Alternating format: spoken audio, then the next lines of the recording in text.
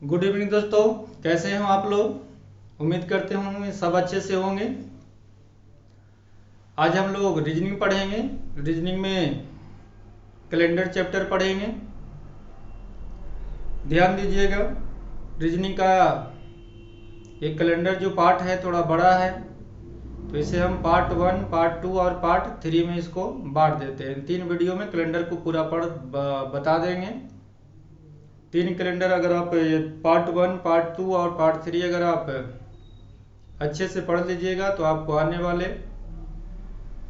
2-3 साल तक कैलेंडर में कितनों सिलेबस को चेंज कर देगा तो आपसे बनेगा। चलिए हम लोग बढ़ते हैं, जानते हैं कैलेंडर के बारे में। ध्यान दीजिएगा,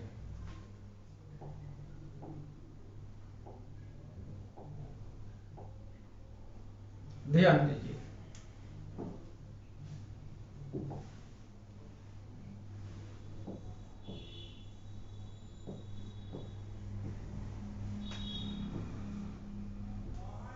कैलेंडर एक कैलेंडर होता है, ग्रिगोरियन कैलेंडर होता है जो इंग्लिश पर बेस्ड होते हैं।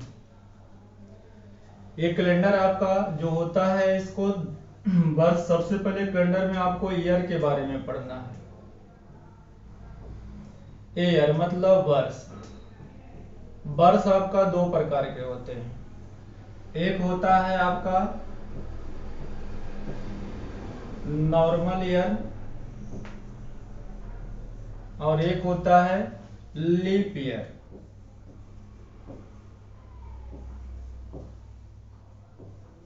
नॉर्मल ईयर को बोलते हैं हम लोग साधारण वर्ष,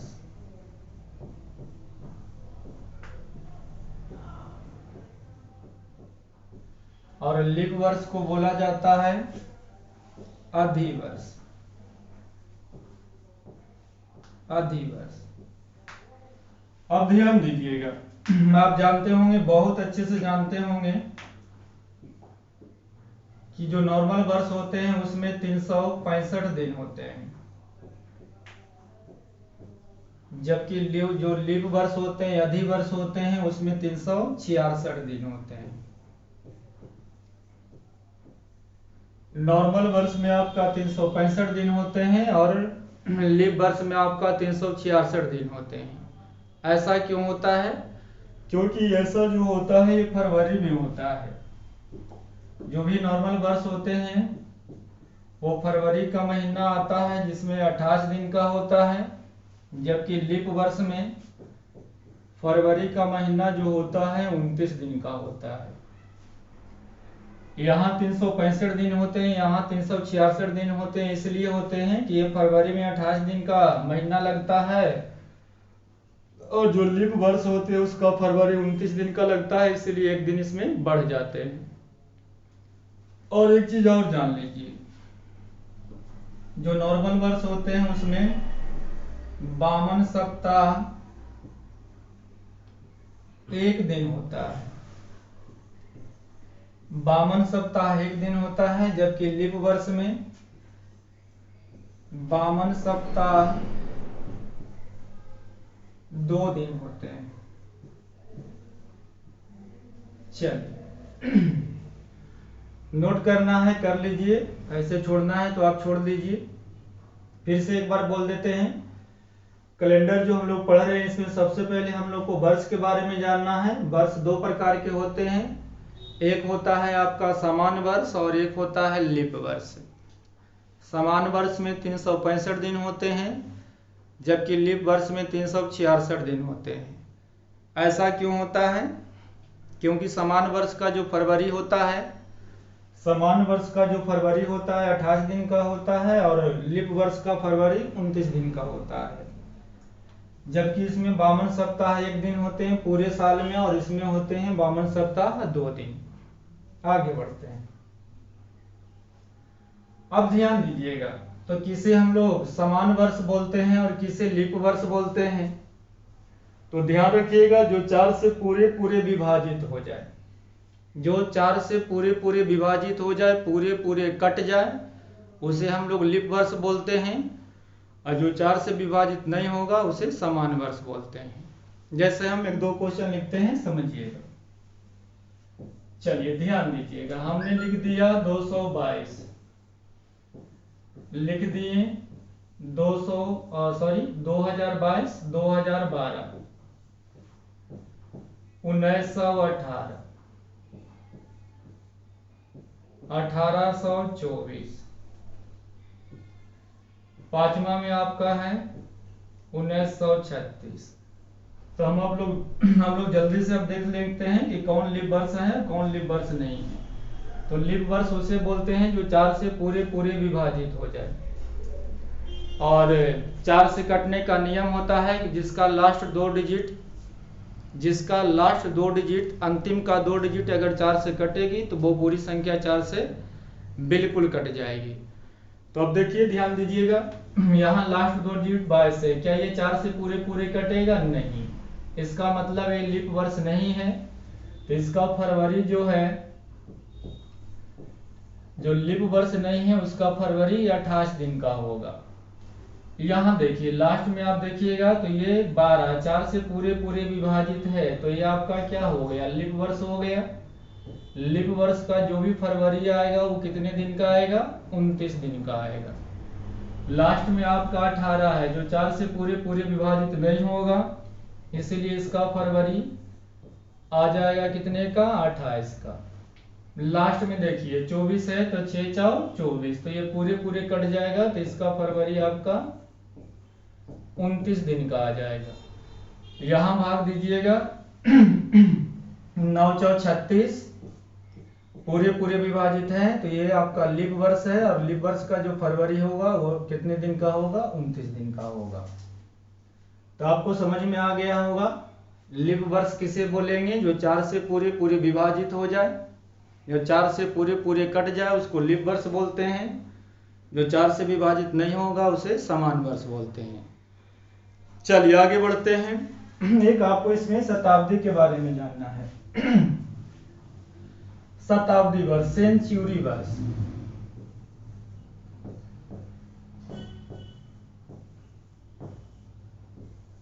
शताब्दी वर्ष, इसे इंग्लिश में बोला जाता है सेंचुरी ईयर्स। नहीं तो शताब्दी वर्ष ध्यान दीजिएगा, शताब्दी वर्ष का बहुत छोटा सा डिफिनेशन है कि जिसके जॉन वर्ष के लास्ट में डबल शून्य लग जाए। जैसे हम कहते हैं कि 1922, क्या ये शताब्दी वर्ष है? तो आप बोलिएगा सर ये शताब्दी वर्ष नहीं है। 1918 शताब्दी वर्ष है? नहीं। क्यों नहीं है? तो शताब्दी वर्ष हम उसे बोलते हैं जो लास्ट में डबल शून्य आ जाए। जैसे हम आपको कहते हैं 1900, तो 1900 के लास्ट में आप देख रहे होंगे, 1900 के लास्ट में देख रहे होंगे क्या हो रहा है? डबल शून्य लग रहा है। तो अगर ये डबल शून्य है इसका मतलब ये शताब्दी वर्ष है। हम बात करते हैं 1600 के, तो 1600 के लास्ट में भी डबल शून्य है, इसका मतलब ये शताब्दी वर्ष है। 1800 वर्ष, तो 1800 भी ये शताब्दी वर्ष कहलाएगा, क्योंकि लास्ट में इसके क्या है? डबल शून्य है। तो जिस वर्ष के लास्ट में डबल शून्य लग जाता है उसको शताब्दी वर्ष बोलते हैं। अब बात रह गई कि शताब्दी लीप वर्ष किसे बोलते हैं।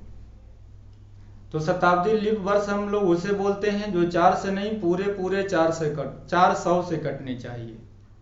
एक बार फिर से बोल रहे हैं, लीप शताब्दी वर्ष उसे बोलते हैं जो 4 से नहीं पूरे पूरे 400 से कटनी चाहिए।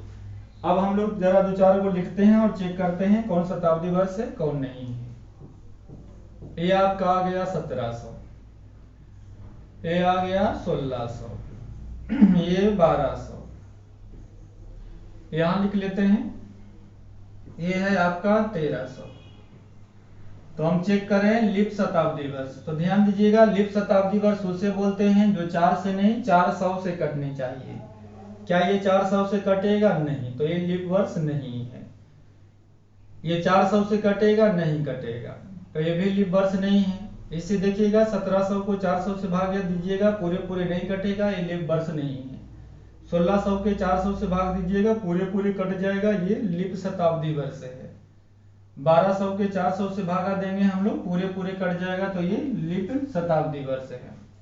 तो ध्यान दीजिएगा शताब्दी वर्ष उसे बोलते हैं जो 4 से पूरे पूरे कट जाए, और लीप शताब्दी वर्ष उसे बोलते हैं जो 4 से नहीं 400 से पूरे पूरे कट जाए। चलिए आगे बढ़ते हैं, तब ध्यान दीजिएगा।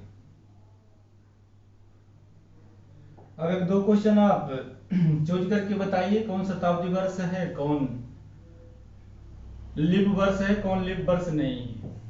पहला,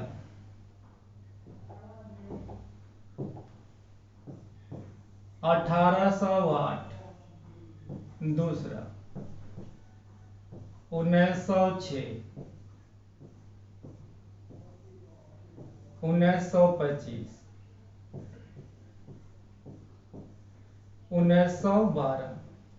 चलिए बताइए कौन लीप वर्ष है। तो आप बोलिएगा सर इसका लास्ट 2 डिजिट पूरे पूरे 4 से कट रहा है, तो ये मेरा क्या है, लीप वर्ष है। ये देखिए 4 से पूरे पूरे नहीं कटेगा, ये लीप वर्ष नहीं है, सामान्य वर्ष है। इसका लास्ट 2 डिजिट आपको 4 से पूरे पूरे नहीं कटेगा, तो ये लीप वर्ष नहीं है, ये सामान्य वर्ष है। लास्ट 2 डिजिट पूरे पूरे 4 से कट जाएंगे, मतलब ये क्या हो गया, आपका लीप वर्ष हो गया। नहीं, चलिए अब लीप शताब्दी वर्ष में देख लीजिए। शताब्दी वर्ष में देख लीजिए कौन लीप शताब्दी वर्ष है, कौन नहीं है। जैसे हम 1800 लिखते हैं, दूसरा आपका 1600 लिख दिए, तीसरा हमने लिख दिया 2400। चलो बताओ जल्दी, लीप शताब्दी वर्ष किसे बोलेंगे, जो पूरे पूरे 400 से कट जाए। तो 400 से इसे भाग दीजिएगा, ये पूरे पूरे विभाजित नहीं है, इसका मतलब ये लीप शताब्दी वर्ष नहीं है। यहाँ 400 से भाग दीजिएगा, ये पूरे पूरे कटेगा, ये लीप शताब्दी वर्ष है। यहाँ 400 से भाग दीजिएगा, ये पूरे पूरे कट जाएगा, तो इसे भी हम लोग क्या बोलते हैं, लीप शताब्दी वर्ष बोलते हैं। आगे बढ़ते हैं। अब हम लोग जानते हैं दिन के बारे में। वर्ष के बारे में जान ली, अब दिन के बारे में जानते हैं। सप्ताह के बारे में जानते हैं। तो सप्ताह के बारे में जानने से पहले हम लोग ये समझ लीजिए, थोड़ा सा 1 मिनट का टाइम दीजिएगा। जब रीजनिंग में सबसे पहले आविष्कार हुआ कैलेंडर का, कोई ऐसा वैज्ञानिक थे जो बोले कि चलो भाई एक कैलेंडर बनाया जाए जिसको देख करके लोग अपना समय को निर्धारित करें। तो पहला दिन आया था, तो पहला दिन का नाम उन्होंने पहले दिन का नाम दे दिए थे सोमवार।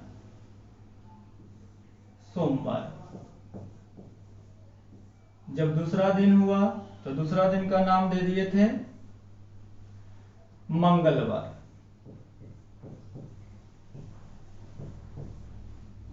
जब कैलेंडर में तीसरा दिन हुआ तो तीसरा दिन को नाम दे दिए थे बुधवार।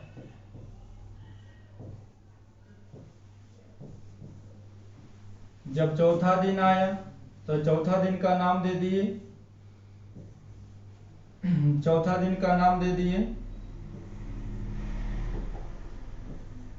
बृहस्पतिवार।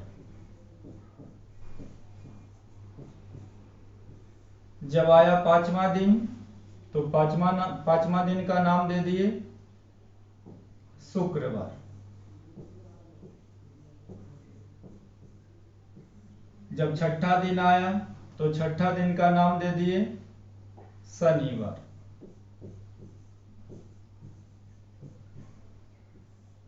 सातवां दिन भी आया होगा तो सातवां दिन का नाम दे दिए रविवार। लेकिन जब 8वां दिन आया, जब क्या आया, 8वां दिन आया, तो वो आप बोले कि 7 दिन तो हमने लिख दिया, अब कोई आगे नाम ही नहीं है। तो जब 8वां दिन आया तो 8वां दिन को वो क्या कर दिए, वो इसी को साइकिल बना दिए कि चलो भाई 7 दिन से ज्यादा नहीं हो सकते, एक सप्ताह में कितने दिन होगा, 7 दिन होगा। जब 8वां दिन आया तो फिर इसी को साइकिल कर दिए, मतलब फिर से इसी को रिपीट कर दिए। मतलब 8वां दिन को वो लिख दिए सोमवार, 9वां दिन को मंगलवार, 10वां दिन को बुधवार, 11वां दिन को बृहस्पतिवार, 12वां दिन को शुक्रवार और 13वां दिन को शनिवार, 14वां दिन को रविवार। फिर इसी तरह से 15, 16, 17 करते आ गए। तो यहाँ से क्या समझ में हम आपको क्या समझाना चाह रहे हैं हम आपको ये समझाना चाह रहे हैं कि कैलेंडर में कभी भी 7 से ज़्यादा दिन नहीं आते हैं। कैलेंडर में कभी भी 7 से ज़्यादा दिन नहीं आते हैं। तो बोलिएगा सर 8 दिन आ जाएगा तब, तो ध्यान दीजिएगा अगर 8 दिन आ जाएगा तो इसको हम 7 से भाग दे लेंगे।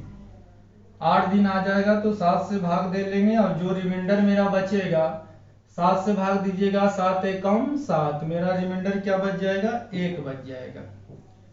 तो इसी एक को हम लोग कहते हैं ऑड डे। क्या बोलते हैं, ऑड डे, विषम संख्या बोलते हैं इसके। नहीं, अब कोई कहता है कि 10 दिन, तो बोलेंगे कि भाई कैलेंडर में तो 10 दिन नहीं होता है, कैलेंडर में मात्र 7 दिन होता है। तो अगर 10 दिन पूछे तो हम बोलेंगे 7 से भाग दे लेंगे, 7 से भाग देंगे मतलब इसका ऑड डे 3 दिन हो जाएगा। कोई कहता है 16 दिन, तो 16 में कहेंगे कि 16 दिन कैलेंडर में नहीं होता है, 7 से भाग देंगे, 7 दूनी 14, यानी ऑड डे मेरा 2 हो जाएगा।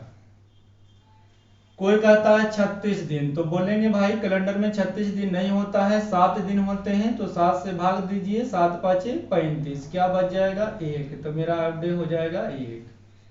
अगर कोई आपको कहता है 53 दिन, तो बोलेंगे 53 दिन कैलेंडर में नहीं होता है, कैलेंडर में तो 7 दिन होता है, तो 7 से भाग देंगे, 7 सत्ते 49, मतलब मेरा ऑड डे क्या हो जाएगा, 4 हो जाएगा। समझ में आ गया होगा। तो अगर कोई कहता है कि हमें 38 दिन जाना है, 38 दिन किसी चीज में बढ़ाना है, तो हम बोलेंगे भैया कैलेंडर में 38 दिन नहीं होते हैं, 7 से आप भाग दे लीजिए, 7 पच्चीस 35, 3 दिन होता है। समझ में आ गया होगा। अब आगे बढ़ते हैं, अब थोड़ा सा आगे बढ़ते हैं, ध्यान दीजिएगा। अगर मान लिया जाए हम कहते हैं कि आज 2 तारीख है और ये 2 तारीख को शुक्रवार है, 2 तारीख को कौन सा दिन है, शुक्रवार है। तो अगला शुक्रवार कब आएगा, तो 7 इसमें जोड़िएगा, तो 2 में 7 जोड़ दीजिएगा, तो ये आपका क्या आ जाएगा, 9 आ जाएगा, मतलब 9 दिन 9वां तारीख का भी आपका शुक्रवार हो जाएगा। फिर कहता है कि आज भाई ठीक है शुक्रवार है 9 तारीख को, तो अगला शुक्रवार कब आएगा, तो बोलेंगे 7 जोड़ दीजिए, तो 7 जोड़ देंगे, मतलब 16वां दिन भी आपका क्या आ जाएगा, शुक्रवार आ जाएगा।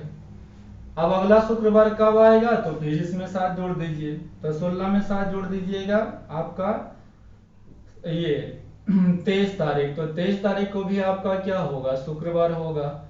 फिर अगला शुक्रवार, तो फिर 7 जोड़ दीजिए, यानी 30 तारीख, तो 30 तारीख का भी मेरा क्या हो जाएगा, शुक्रवार होगा। यहां से आप क्या समझे, यहां से आपको ये समझ में आना चाहिए कि किसी भी डेट में 7 या 7 का कोई भी मल्टीपल, 7 या 7 का कोई भी मल्टीपल आप जोड़ दीजिए या घटा दीजिए, दिन में चेंजिंग नहीं होता है।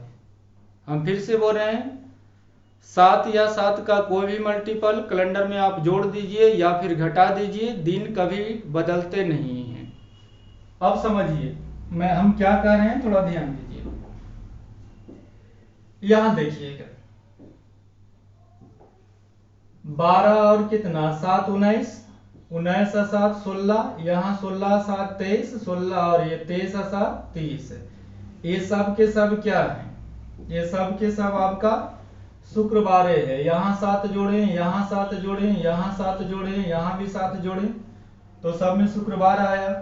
अगर आप यहाँ से यहाँ डायरेक्ट 7 ना जोड़ के 14 जोड़ देते तो भी आपका ये शुक्रवार ही आ जाता। यहाँ देखिए अगर यहाँ आप 7 से 21 भी जोड़ देते तो आपका शुक्रवार ही आ रहा है। यहाँ जोड़िएगा तो 7 28, तो भी शुक्रवार आ रहा है। तो हम कहना आपको ये चाह रहे हैं, हम आपको कहना ये समझाना ये चाह रहे हैं कि किसी भी कैलेंडर में आप 7 या 7 का कोई भी मल्टीपल, 7 या 7 का कोई भी मल्टीपल कैलेंडर में जोड़ दीजिए या घटा दीजिए, दिन में कोई चेंजिंग नहीं होगा। 7 या 7 का कोई भी मल्टीपल कैलेंडर में आप जोड़ दीजिए या घटा दीजिए, दिन में कोई अंतर नहीं होगा। अब बढ़ते हैं क्वेश्चन की ओर बढ़ते हैं। हम लिखते हैं कि यदि आज शुक्रवार है। यदि आज शुक्रवार है तो 15 लेते हैं, 15 दिन बाद कौन सा दिन होगा?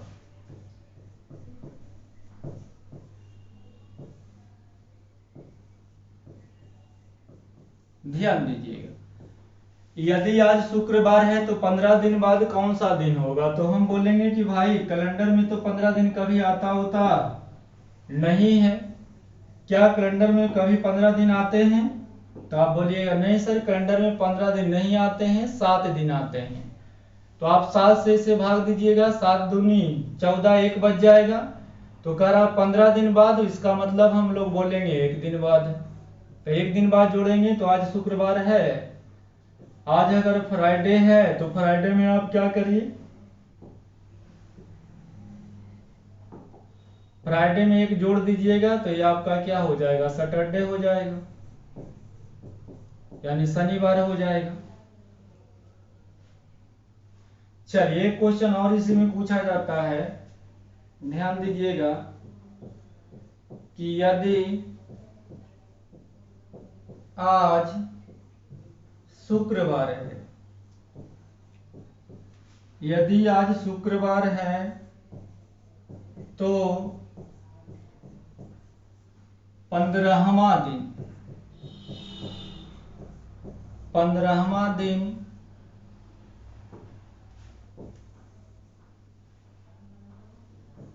कौन सा दिन होगा?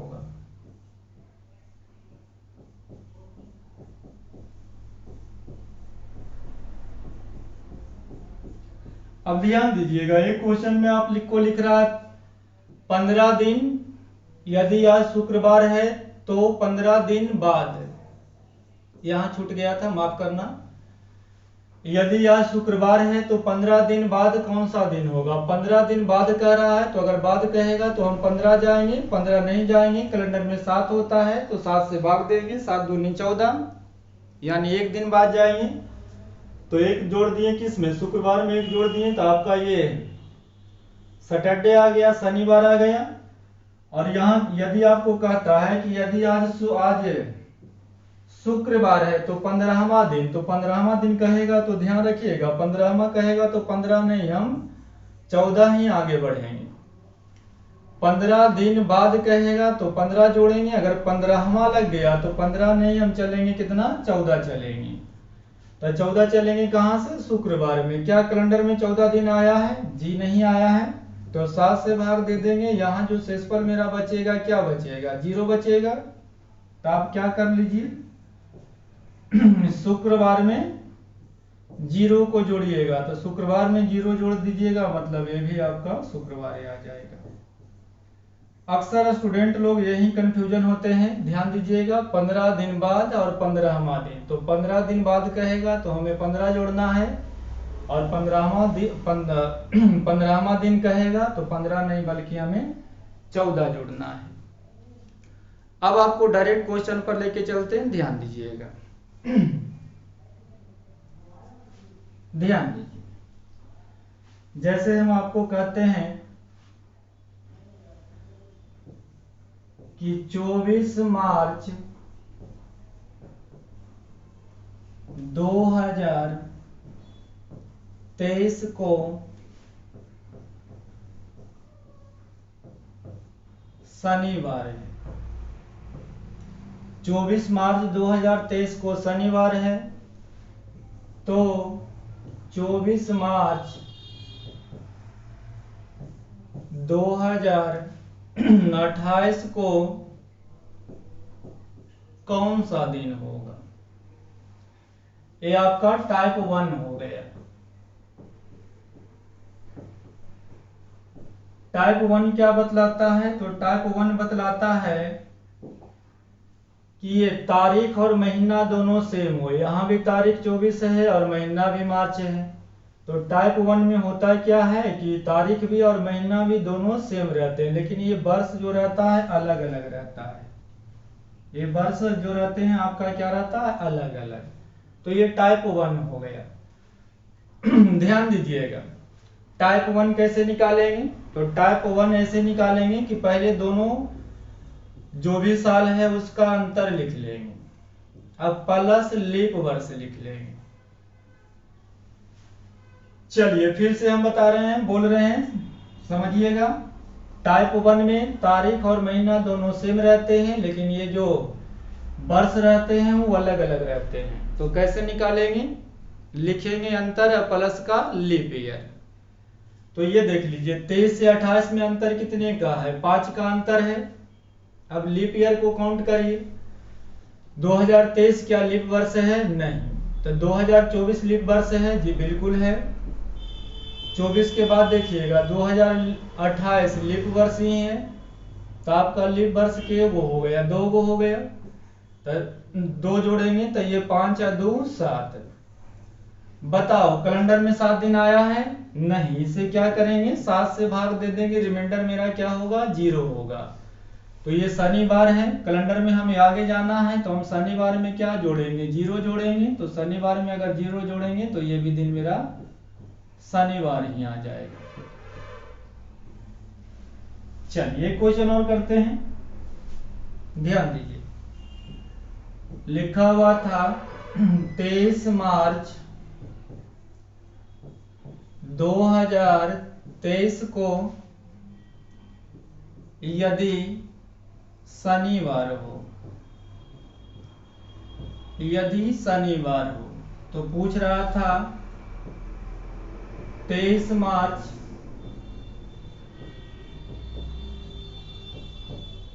2031 को कौन सा दिन रहा होगा? रुकिएगा थोड़ा अच्छा कर लेते हैं। ये 23 मार्च को आप हटा दीजिए,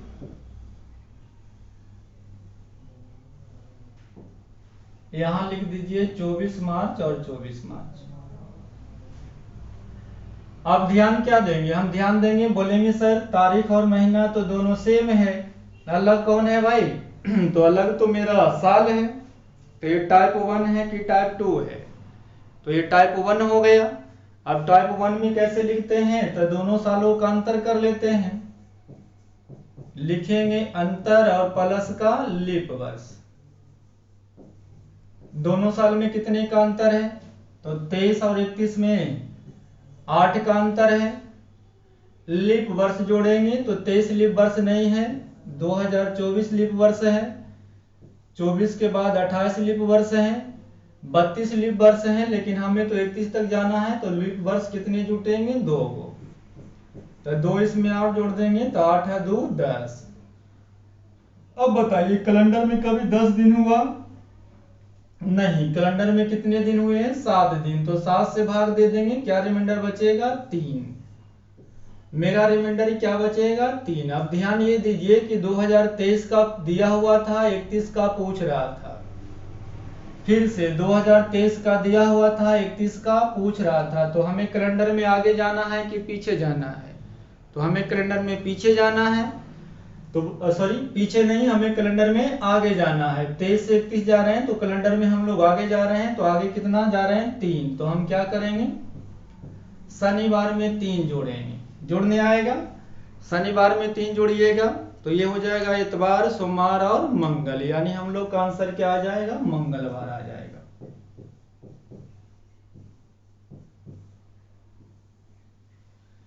चलिए क्वेश्चन और देखते हैं।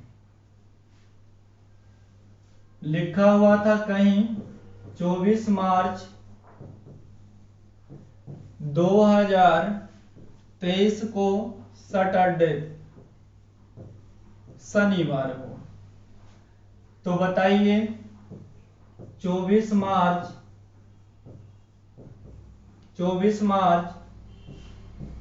2013 को कौन सा दिन था? चलिए 5-10 सेकंड देते हैं आपको, जल्दी से बनाइए,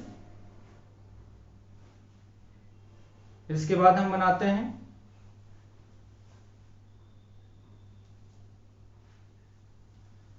चलिए आगे बढ़ते हैं, उम्मीद है आप लोग बना लिए होंगे।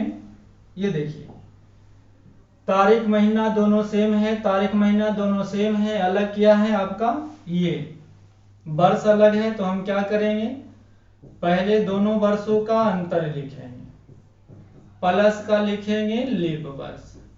तो 13 और 23 में आपका अंतर हो गया 10 का, लीप वर्ष निकालेंगे। तो ध्यान दीजिएगा, सबसे पहले जो छोटा वर्ष रहेगा आप वहीं से चलिए। तो क्या 13 लीप वर्ष था? नहीं। 14 लीप वर्ष है? नहीं। 15 लीप वर्ष है? नहीं। 16 लीप वर्ष है? जी बिल्कुल 16 लीप वर्ष है। तो ये 16 लीप वर्ष है। 16 के बाद आपका 20 लीप वर्ष होगा, 20 के बाद 24 होगा, लेकिन हमें तो जाना है 23 तक। तो कितने लीप वर्ष हो गए? 2। तो 2 इसमें जोड़ेंगे तो ये हो जाएगा 10 और 2 12। क्या कैलेंडर में 12 दिन पैदा हुआ? नहीं। कैलेंडर में कितने दिन पैदा हुआ? 7 दिन। तो 7 से भाग दे देंगे तो ये मेरा क्या बच जाएगा? 5 बच जाएगा। अब आपको कैलेंडर में आगे जाना है कि पीछे जाना है? तो बोलिएगा सर कैलेंडर में हम लोग को पीछे जाना है। अब पीछे जाना है मतलब इसमें 5 आपको क्या करना है? घटाना है। अब 5 आप घटाइए। ध्यान दीजिएगा, आज शनिचर है, हमें 5 घटाना है। तो शुक्रवार, बृहस्पतिवार, बुधवार, मंगलवार, सोमवार, यानी आंसर क्या आ जाएगा? सोमवार आ जाएगा।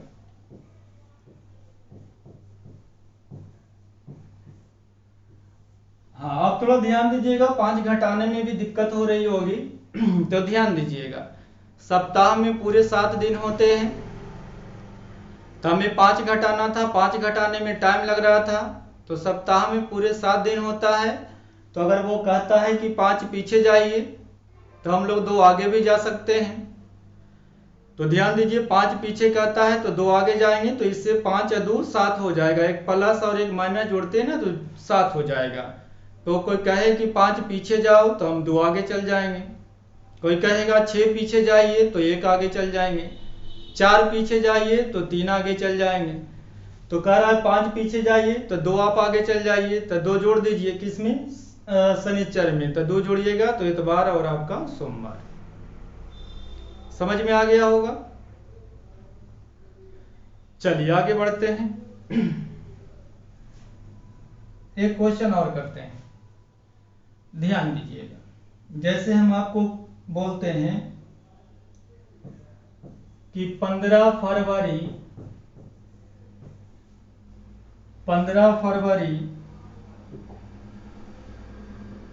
2012 को सोमवार था। 15 फरवरी 2012 को सोमवार था। तो हमसे पूछा कि 15 फरवरी 2024 को कौन सा दिन था? चलिए ध्यान दीजिएगा। 15 फरवरी 2012 को सोमवार था, तो हमसे पूछ रहा है 15 फरवरी 2024 को कौन सा दिन था। तो चलिए देखते हैं, ध्यान दीजिएगा। यहां देखिए, ये तारीख महीना सेम है, तारीख महीना सेम है, तो हमें दिमाग कहाँ लगाना है? यहां लगाना है। साल अलग अलग है तो हम क्या करेंगे? अंतर और प्लस का लीप वर्ष। 12 और 24 में अंतर कितने का होते हैं? 12 का होते हैं। प्लस हमें लीप वर्ष चाहिए। तो ध्यान दीजिएगा, 2012 लीप वर्ष है, 12 के बाद आपका 16 लीप वर्ष है, 16 के बाद आपका 20 लीप वर्ष है, और 20 के बाद आपका 24 भी लीप वर्ष है।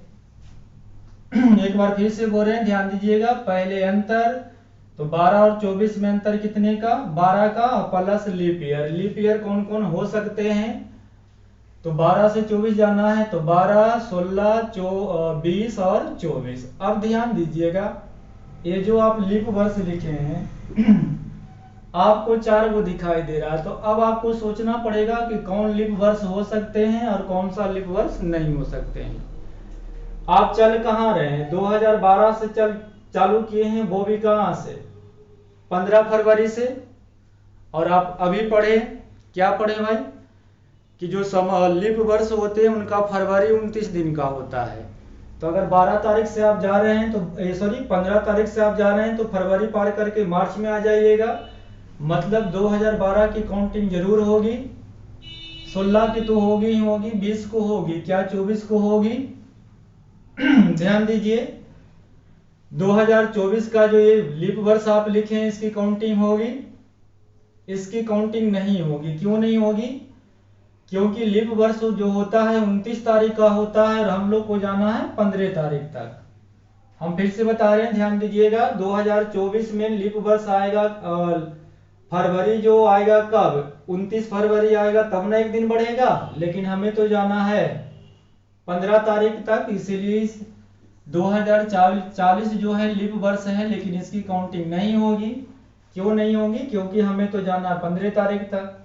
तो आपका लीप वर्ष के वो हो गया 1, 2 और 3, तो 3 और जोड़ दीजिएगा तो 12, 3, 15। क्या कैलेंडर में 15 कभी आते हैं? जी नहीं आते हैं। तो कितने दिन आते हैं? 7 दिन। 7 से भाग देंगे, मेरा रिमाइंडर 1 बचेगा। तो हमें कैलेंडर में आगे जाना है कि पीछे जाना है? तो आप बोलिएगा सर 12 का दिया हुआ है, 24 का पूछ रहा है, मतलब कैलेंडर में हमें आगे जाना है। तो हम इसमें क्या करेंगे, एक जोड़ देंगे, तो सोमवार में एक जोड़ देंगे तो आंसर मेरा आ जाएगा मंगलवार। चलिए समझ में आया होगा। एक क्वेश्चन और करते हैं। कहीं लिखा हुआ था 15 अगस्त 1968 को शनिवार था। 15 अगस्त 1968 को शनिवार था, तो 15 अगस्त 1951 को कौन सा दिन रहा होगा? महारथियों ये क्वेश्चन हम पर आप पर छोड़ देते हैं, ये आप बनाइएगा। और ये पार्ट 1 था। पार्ट 2 आपको अगले वीडियो में मिलते हैं। और आप लोग को बहुत बहुत धन्यवाद मेरे वीडियो देखने के लिए। और बहुत जल्द हम लोग अब छठ के बाद ऑनलाइन आ जाएंगे। शाम को डेली 8 से 9 आपको 1 घंटा डेली ऑनलाइन पढ़ाएंगे। और हम आपसे पूछे थे कि आप RS अग्रवाल पढ़िएगा कि महेश मिश्रा पढ़िएगा, तो आप लोगों ने बोला था कि सर RS अग्रवाल पढ़ेंगे और बोर्ड दे के हमें बताए थे। इसके लिए बहुत बहुत धन्यवाद। तो ध्यान रहे कि हम अपना नोट पढ़ाएंगे और फिर इसके बाद आपको RS अग्रवाल बताएंगे और डेली 1 घंटा हम लोग लाइव आएंगे। तो तब तक के लिए माफ़ी चाहेंगे। आप लोग को छठ की ढेर सारी शुभकामनाएं। तो मिलते हैं पार्ट 2 में। तब तक के लिए हमें आज्ञा दीजिए।